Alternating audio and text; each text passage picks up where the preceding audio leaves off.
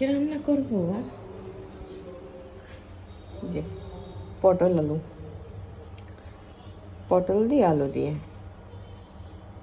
পটল আর আলুটা কেটে কিন্তু আমি ধুয়ে নিয়েছি। এবার আমি কড়াই তেল দিয়ে দেবো। কড়াই তেলে তেল দিয়ে দিলাম, অল্প করে দিলাম কারণ পেঁয়াজটা ভেজে নেবো আগে। পেঁয়াজটা দিয়ে দিলাম, জিরেটা ভাজা, পেঁয়াজটা ভাজা হয়ে গেছে। এবার আমি নামিয়ে নেবো। আমি পটলটা ভেজে নেব।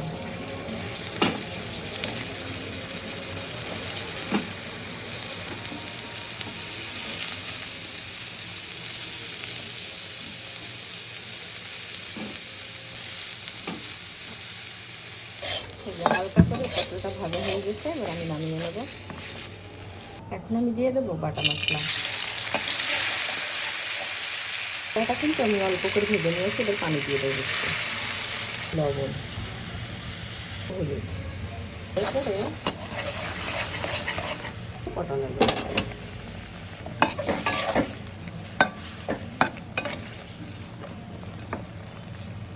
দেবো, ঝোলের পানি দিয়ে দেবো। আমি দিয়ে দেবো ভেজে রাখা পেঁয়াজ বাটা।